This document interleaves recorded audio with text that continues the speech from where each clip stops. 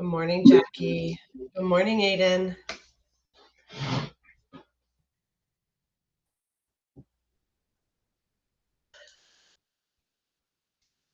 All right, guys. So the first part of this is, have you made your senior checkout appointment with your counselor yet? Good morning, Isaiah. You have, Heidi? Good. What about the rest of you guys? Have you made? Hi, Isaiah. Hi, Melanie. Have you made your senior checkout appointment with your counselor? Yes. Yes. Heidi says yes, but what about the rest of you guys? Trying to figure out a date? Okay. Sadie, it sounded like you unmiked or unmuted.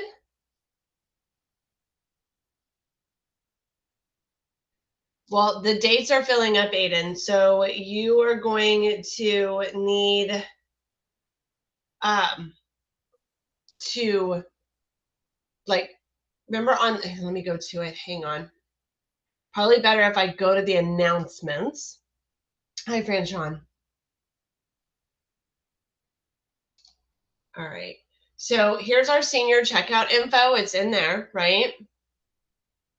And on here, I have the link to each of your counselors. You have to do, like, you're gonna have to sign up.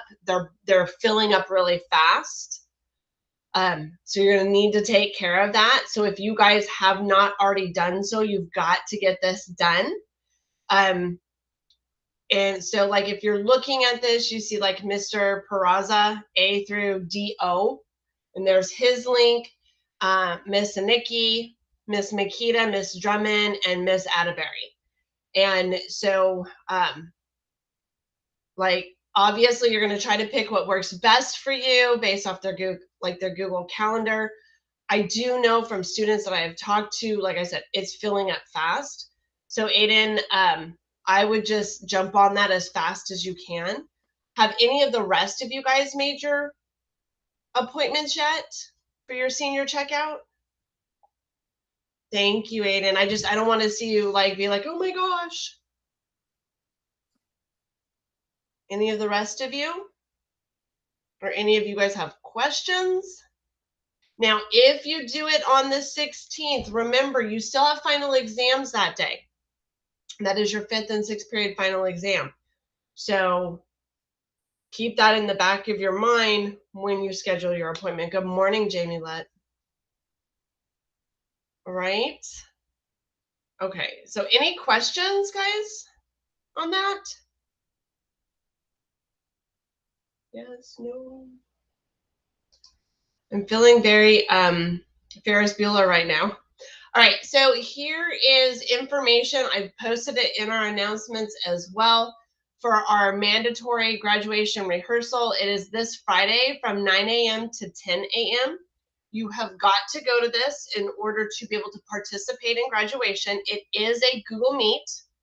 So, good morning, Kylie. So, between 9 and 10, don't schedule to be working on one of your finals during that time. Take the time, set that aside so that you can, log into the Google Meet, be a part of the graduation rehearsal. This is where you're going to get all of your information about where to go, where to park, where you're going to go in, what you need to bring, all of the good stuff.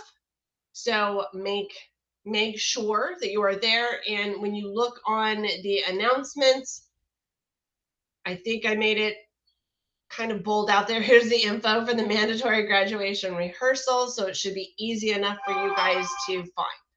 Okay. Do we have any questions on that? Good morning, Analia. Yes, no.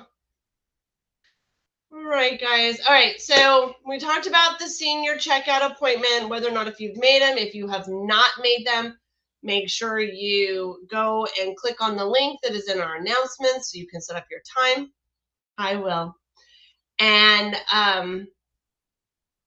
we talked about the mandatory graduation rehearsal. And then when is your final exam for this class? Anybody? We're in third period, so when is your final exam for this class, guys? Anybody tell me?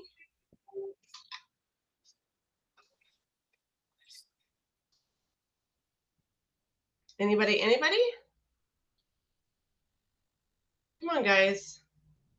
Some kind of response would be great.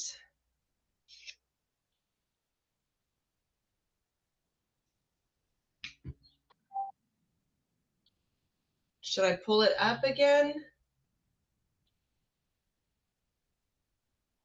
It's also in our announcements. Here's our final exam schedule. It's also on the home page of your Canvas page, right? So if we're third period, your final exam is going to open up at 12 o'clock, 12 a.m., Monday, May 15th, and it will close at 11:59 p.m. on Monday, May 15th. Okay, so you'll have that entire day to get that taken care of, right? So you definitely want to make sure that you're on top of it and ready to go for that, okay? All right, so same standards. We've been talking about just about everything that was part of our Can You Survive on Your Own final project. So this is just your quick reminder, right? Have you guys turned in all of the stuff that goes along with the Can I Survive on My Own project? So you had the tasks 1 through 14 worksheet. Okay, remember that was 113 points. That's a summative grade right there that we all did together, also on video. You have the task 6 worksheet. Remember, that's where we looked at the 3 different apartments and answered some questions based on those articles that we did together. Summative as well. Your task 7, you took one of the apartments in. Okay, well, okay. Just you have until the 12th. Remember, like everything closes on the 12th. So you still got a couple of days. And don't forget, we videoed, right? When we did each of those different tasks. So you have the videos in our live session recordings if you're unsure or you don't remember what we did. Okay. Task 7, you picked one of the apartments from task 6, and then you filled out a rental application, right? So you put information about the apartment complex. There's information about yourself, employment information. If you don't have a job, make one up with all of that goes with it. Where you currently live. Remember, I told you that is your actual where you're living now. So give me the info on where you live. And then landlords, remember, and it says right there on the form, this is your parents, right? Or your guardians. That's the information you're going to put for your landlords. And then you have personal references. You got to have 3 of them. And then there's the financial information. And we kind of did that one together where you're not giving me real information. I don't want your real bank information, but come up with a bank, make up, an account number, a routing number, a location, for where it's at, and then come up with like one credit card. And this is all like you're making it up. Remember, I did like I think 1, 2, 3, 4, 5, 6, like just make it up, right? And then like finally you sign it. That was task 7. And then task 15 is kind of a culmination of everything where you are showing me the budget. And it's a monthly budget. So how much do you pay a month for rent? Well, remember where you're sharing, right, with a roommate. So if it's a $1,500 rent, your rent portion would be $750. How much are your groceries? How much are your utilities that you're paying for? Do you have cable? Do you have streaming services? If you have streaming services, how much are you paying for your internet? Do you have a car payment? How much is your car insurance, renter's insurance, groceries? Are you like eating out? How much are you budgeting for that? How much are you going to set aside for savings? And so that's like your task 15 kind of goes along with every single thing we had done 1 through 14. Okay. Does anybody have any other questions in regards to the project? We've kind of been working on it for about 2 weeks. But is there any other questions that you have about that? Yes, no. You don't want me to assume you guys, okay, I'm going to assume we're all good. Aiden, you said you're good? All right. Okay. All right. So final exam review. Okay. We have in the final exam module, and I'm actually going to pull it back up. I know I showed this to you before, but I'm also going to show it to you again. Within the final exam module, let me go to our modules.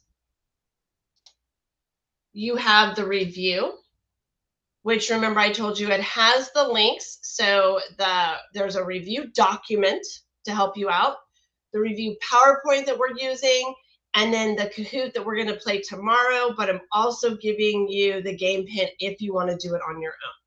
Okay, so you have all of those along with the actual schedule for your final exam. So that is what we are going to do today is we're going to do the final exam review PowerPoint today. Tomorrow we're going to do Kahoot. Okay. So let me get to the final exam review.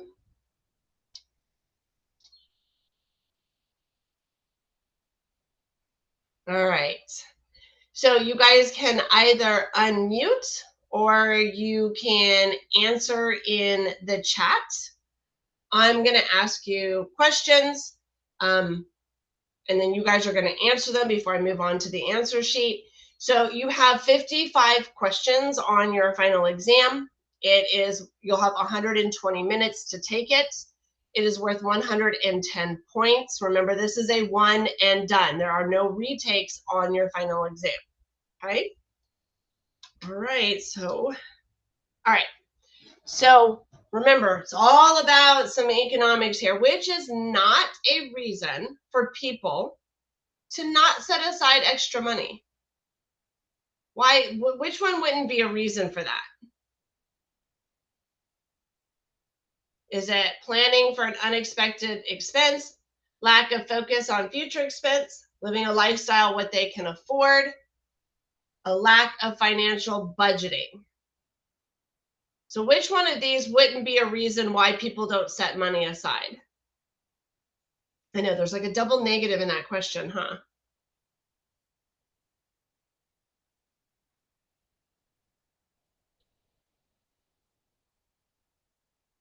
I'm waiting for you. Which one do you think, guys?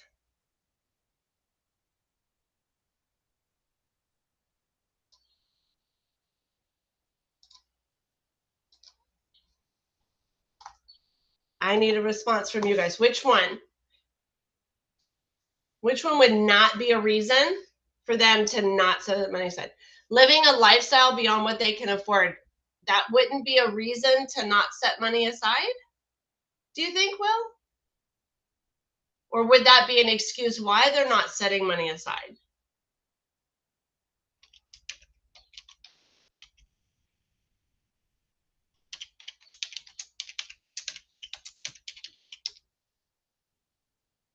I mean, it's a good thought, but I mean, if you're spending more than you can afford, you're definitely not setting money aside, right?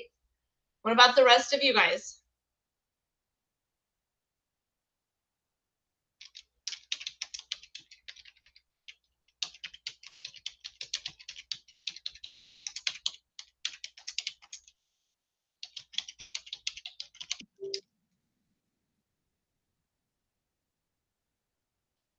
Anybody? Anybody? Come on, guys. This is Fran Sean. Lack of financial budgeting.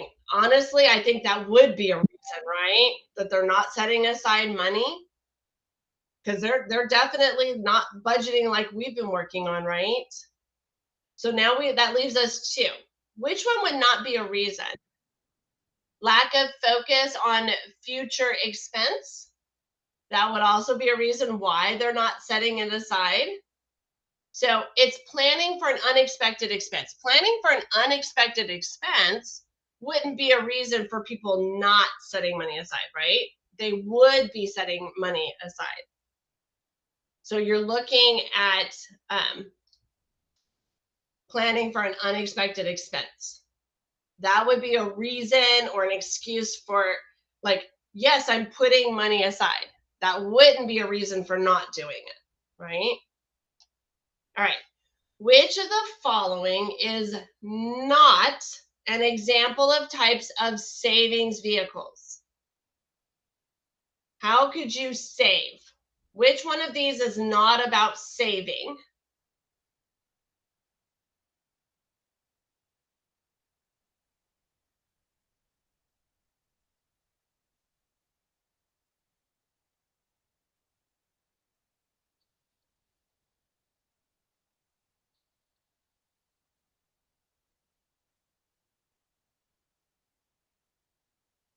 Very good. Well, yeah, payday loan. You're not saving there, right? And those are predatory loans. Those are the ones, and I know you had it in like the EverFi that we were doing. Those are like you have to pay it back in full. No problem, Ms. Moriarty. But yeah, like those are predatory. Like if you don't pay it back, not only do you have to pay more and more and more, like money is going out the door, right? Definitely not saving on that one. All right. Which of the following could potentially damage your credit score? I'm just glad you're here, Ipu. We're just kind of reviewing, okay? Could paying a speeding ticket, opening a checking account, opening 3 credit cards at once, paying back a roommate. Which one of those 4 things? Will, you are on it. Yeah, 3 credit cards at once. Remember when we looked at what goes into making a credit score? And we looked at how many like accounts you had, new accounts, and how that could affect it. Like if all of a sudden you have 3 new credit cards, that's going to send up a red flag. Like, why are they getting all of these credit cards? Like that can actually hurt your credit score. Okay. Because 1, they're pulling hard checks, and 2, you have 3 new credit cards. So something to think about, right? All right. A term or the term referring to the rate of yearly interest for your credit card is commonly known as, is it the annual percentage rate or APR? Will, you're like on fire. Yes.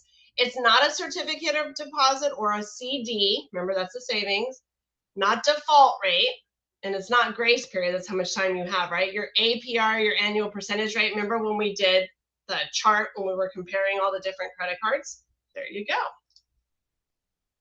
A person can become a citizen of the United States by birthright, naturalization, residency, right of the blood. They can become a citizen.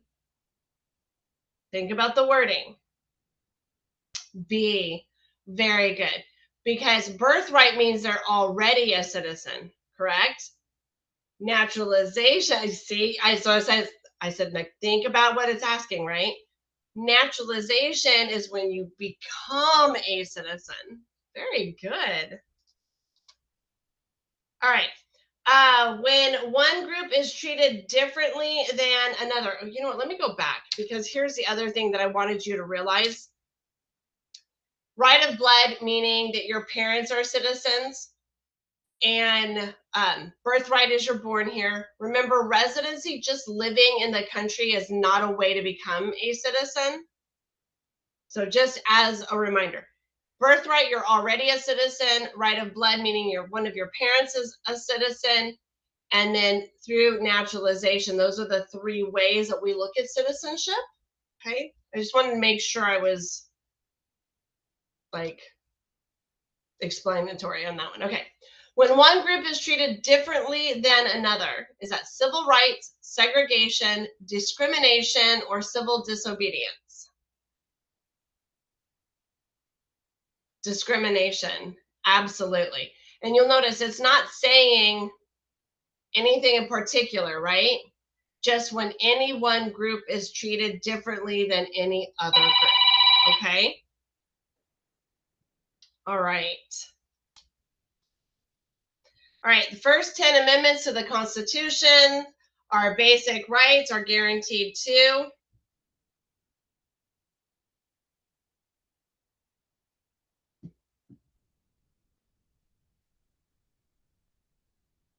Only, yeah, I know everybody wants to say only white landowners, but they were granted to U.S. citizens. Okay. Yep, Frenchon, you got it. All right. Are we doing good? All right. In 1954, there we go. The U.S. Supreme Court ruled in Brown v. Board of Education that blank schools were unconstitutional.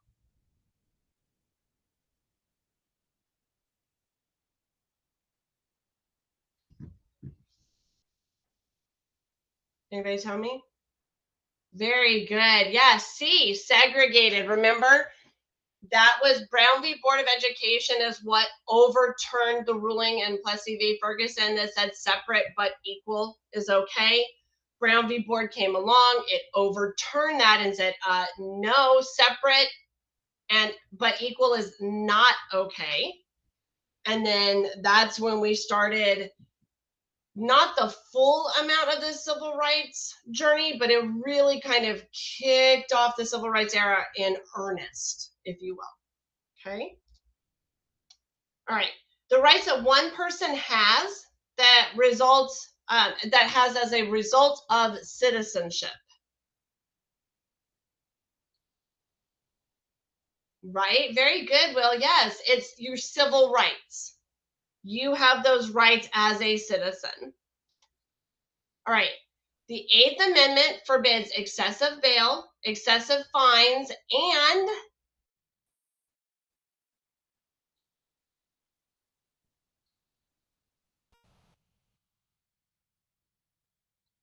no, this is the Eighth Amendment. It's not self-incrimination. Remember, that's the Fifth Amendment. Very good. Yeah, cruel and unusual punishments. We kind of talked about this before. No, that doesn't mean doing homework is cruel and unusual punishment, guys. I know students have tried to say that, but it's not.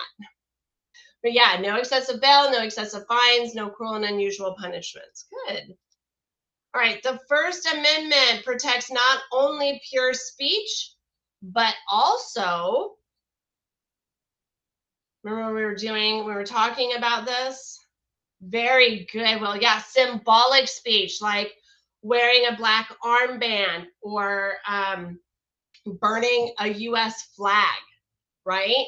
They may make people upset, but those are considered symbolic speech, and that is protected under the First Amendment according to the Supreme Court.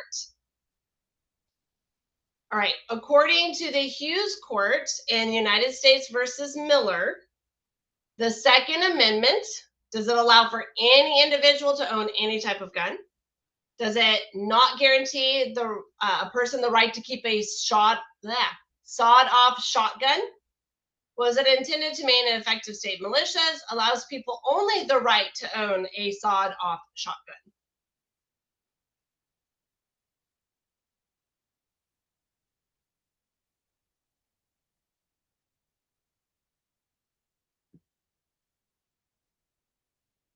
What do you think, guys? It doesn't allow people the right to only own a sawed-off shotgun.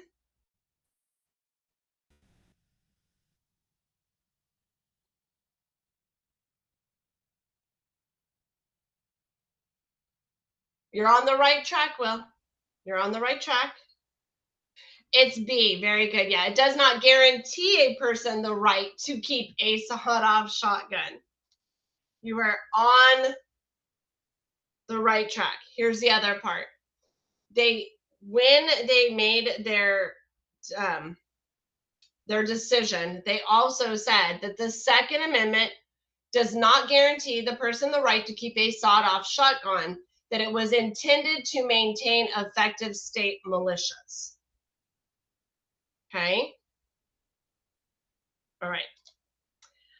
Parliament and Congress are similar government structures that Each is a bicameral legislature. The people elect representatives in both houses within the legislative body. Each body has the same number of people. The president and the prime minister are selected by the legislature.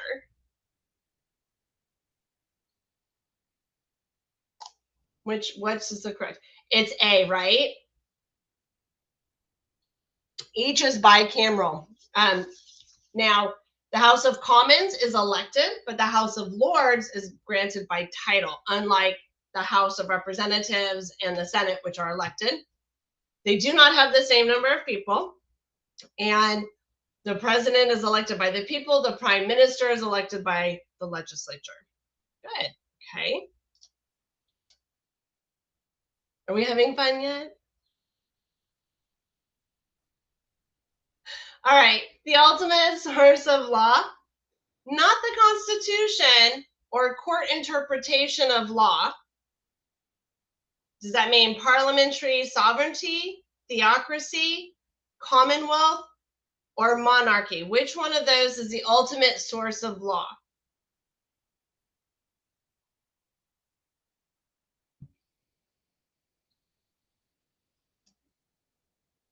Parliamentary sovereignty? Is that what we're saying? Very good. Very good. I feel like you've been studying, Will. That makes me really happy to see that. Okay. And Aiden, it looks like you've been studying too. All right. The sovereign head of state usually inherited through family lineage. Give you a hint, there was just a big thing going on this past weekend. A monarchy, right? Did any of you guys watch the coronation of King Charles or see any of the stuff that went along with it?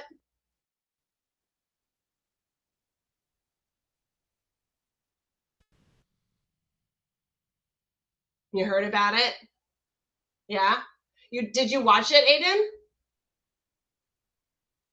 I saw parts of it.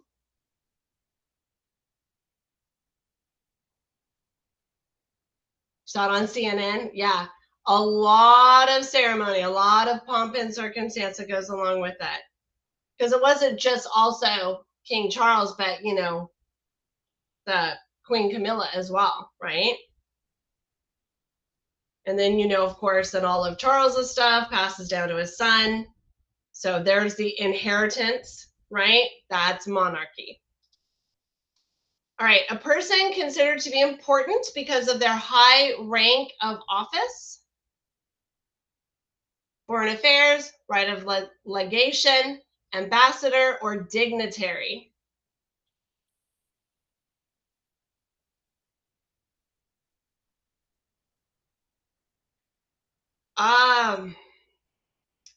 You know, Franchon, I would assume some type of coup. That, I mean, if you're talking about the King of England, nobody is really willing to do that. Yes, they're the king. He's the king. They have a lot of stuff, but they're predominantly ceremonial. So there's not a whole lot of overthrowing in England these days.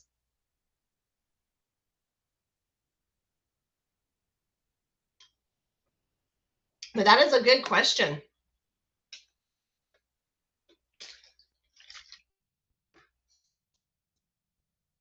Is it an ambassador? It's a dignitary. But I can see where you would think that, William, an ambassador. That's okay. Let's go back.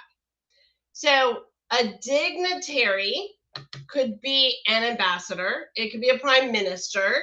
It could be anybody that holds a high rank in public office, in governmental office. That's a dignitary is just a generic kind of word for anybody that holds those different positions. An ambassador holds a very specific position. Does that make sense? Okay, good. Awesome. Okay. All right. The United States has maintained a policy of preemptive war since September 11th, 2001 to protect the country from anyone posing a threat. Preemptive war means, is it a war online via social media? Is it a war within our own country? Is it pre-plan a war with another country? Or is it the ability to strike first on another country? You think it's B, a war within our own country? How can you explain to me why you think preemptive war means within our own country?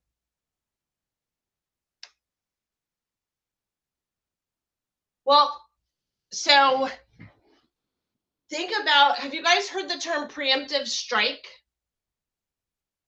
Have you heard that term before?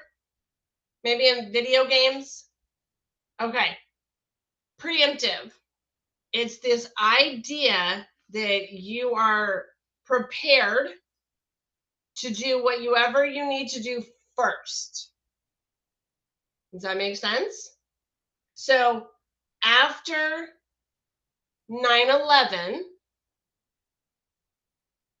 is this like clicking now, right? Because I said September 11, 9/11. After 9/11, it's, yeah, the ability to strike first on another country, right?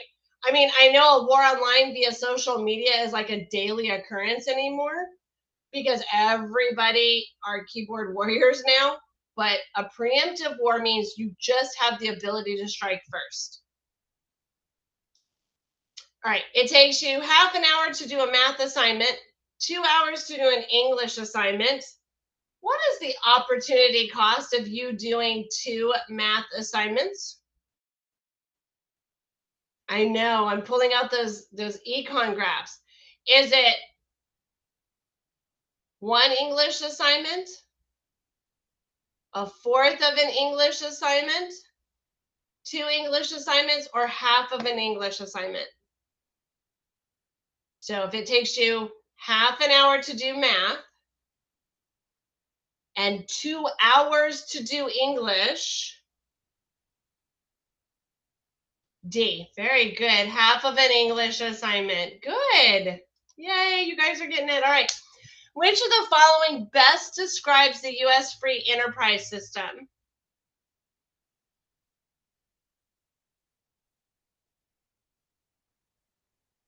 Is it a government provision of free services to those in need, individual or corporate ownership of capital goods, free trade with markets open without restriction to foreign goods, very heavy government regulation of businesses?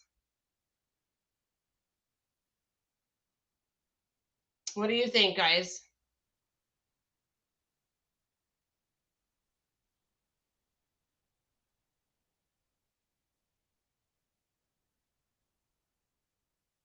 What do you think? We're talking about the U.S., our free enterprise system. What do we generally have?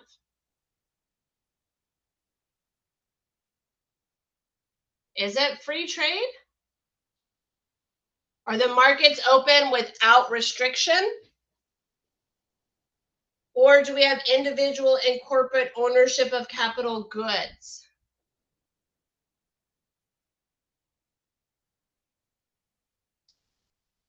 So remember, guys, we've talked about, and there was a big to do. Remember China and United States talking about the quotas. We talked about that, and the taxes and import taxes. So those are restrictions, right? So obviously it's not free trade with anybody with no restrictions. But in a free enterprise system, unlike a socialist system, individuals or companies or corporations can own capital goods. They can own companies, they can own buildings, they can own land, right? So that would be our correct answer.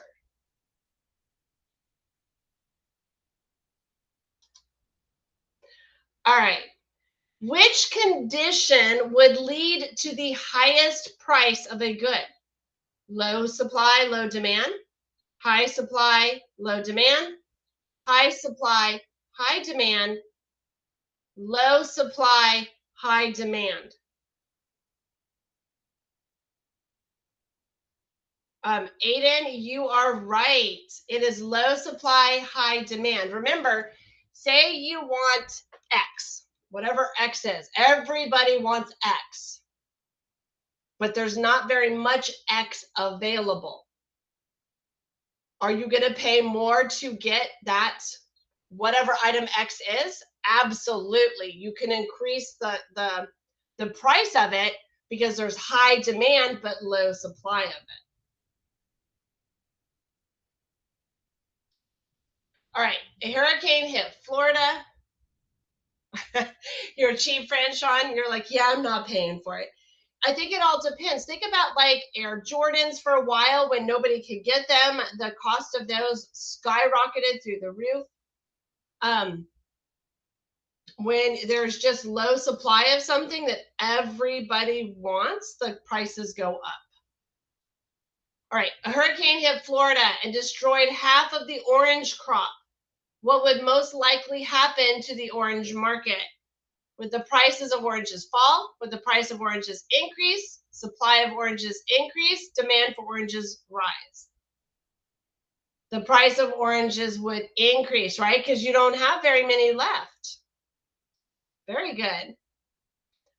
In general, if the price of a good or service goes up, what happens to the demand for that good or service? So if the price goes up in general, does the demand go up? Does the demand stay the same? Does the demand go down?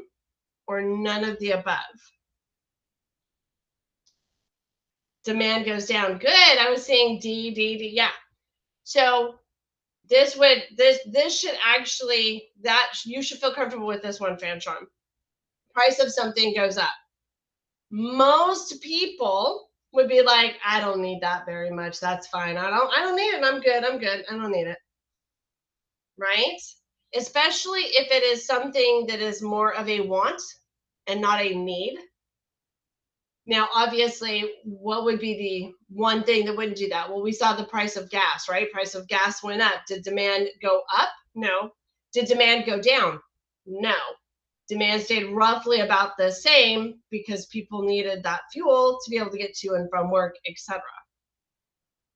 Okay.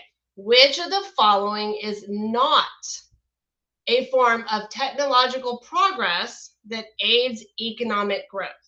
So which one of these is not a form of technology? Underemployment, scientific research, innovation, education, and experience. A. Very good. Yeah, underemployment is not going to aid economic growth, right? Coming up with new research methodologies is going to help. Being innovative is going to help. Education and experience is going to help. Underemployment is not. All right. Which of the following is a tax on an imported good? Is it a gift tax, an excise tax, a tariff, or an estate tax? Oh, you know what? I just realized it says A, A, B, C. B. So yeah, it'd be B, right? It'd be tariff. I just realized that. I'm going to have to fix that when we're done doing this. See, even I make mistakes, right? In fact, if you guys don't mind, I'm going to fix it right now while I'm thinking about it. Otherwise, I will forget. Oops. B. Oops, I don't want it. Why does it do that? Okay, B.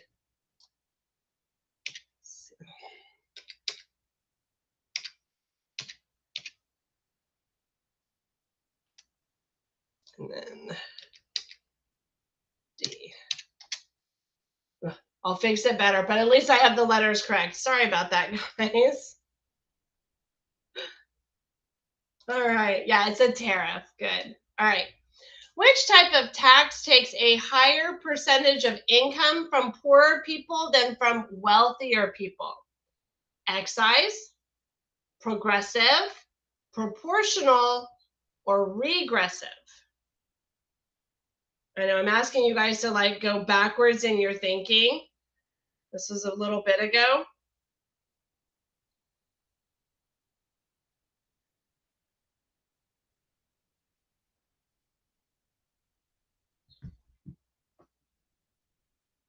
Is it a progressive tax?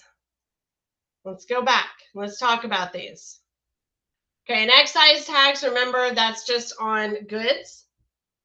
Progressive is where things are progressively increasing. So that would be the more money you make, the more money you pay. Proportional, that's the flat tax, the 10%, everybody pays the same. And then regressive, yeah, it's regressive. That's the sales taxes. Remember, that one is much harsher because while everybody pays the same on like a sales tax, it hurts those with lower income than it does with wealthier income. All right. Which of the following situations would result in a government budget deficit?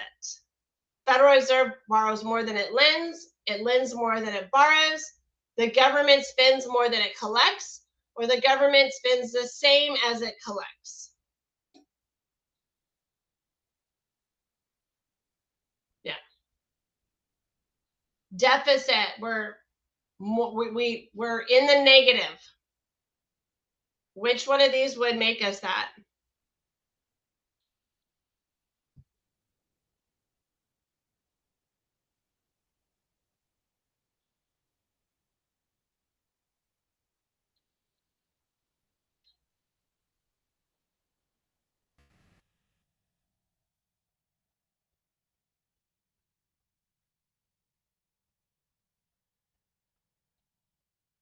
C, very good. Yeah, when they spend more than they bring in. Very simple, yeah. All right. If nation A adopts public policies that restrict imports from nation B, who is a major trading partner, then in nation A, job opportunities and export industries will increase, costs of producing products will decrease, saving and investment will increase, consumer will pay higher prices for products.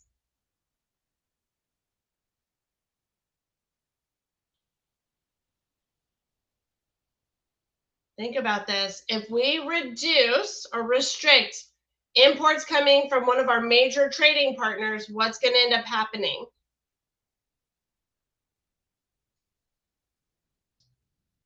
We're going to pay higher prices for products. If we are importing goods, say we decided to restrict things from China, are we going to pay more for products? You bet you we will, right?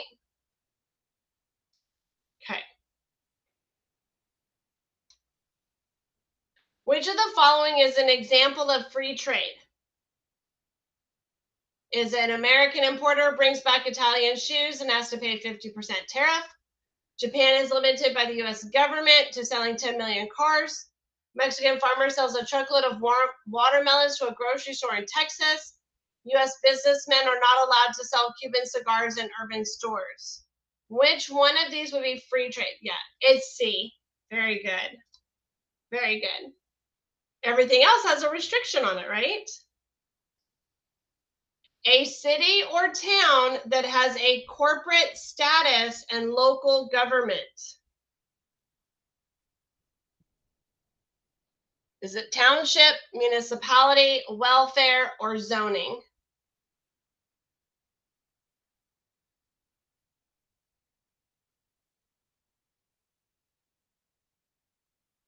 Come on, guys. Township, municipality, welfare, or zoning?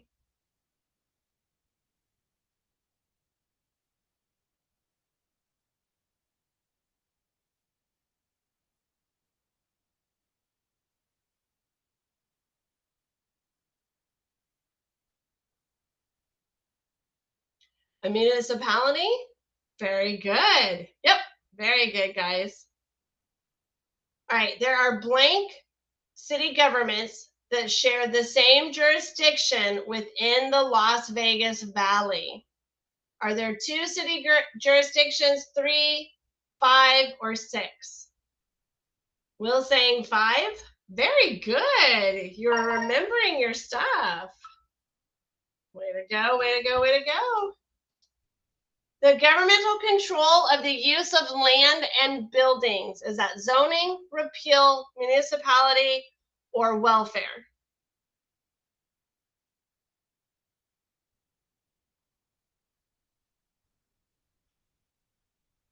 Which one of those things, guys?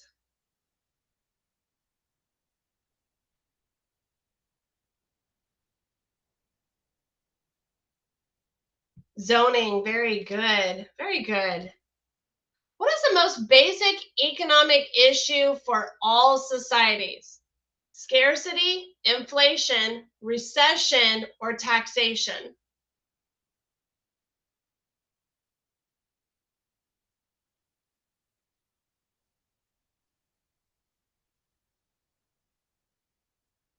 Okay, guys, it's going to be scarcity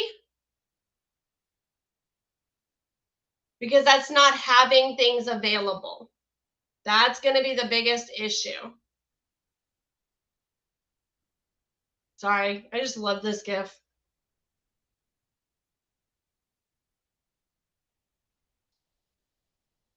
All right, in the local governments in Nevada, the voters can vote in all of the following except heads of city departments, commissioners, mayor, city council. Who do they not vote for?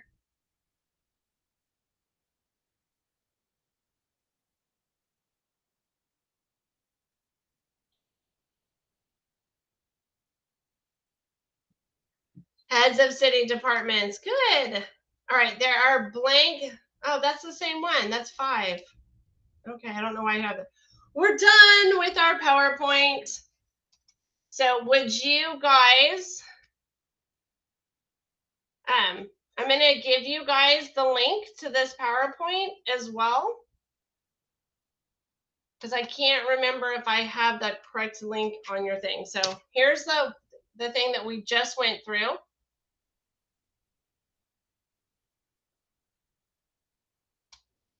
Okay. Does anybody have any questions?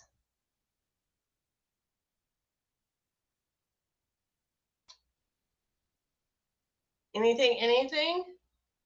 All right, so just as a reminder, your final exams start on Friday the 12th. All of your reviews are in the final exam module. All work closes at 11:59 p.m. on the 12th. Remember, in the announcements is the link to make your senior checkout counselor appointment, as well as the link for you to join the mandatory graduation rehearsal on the 12th between 9 and 10 a.m. Okay? And I think we're done for the day, guys, if you don't have any other questions for me.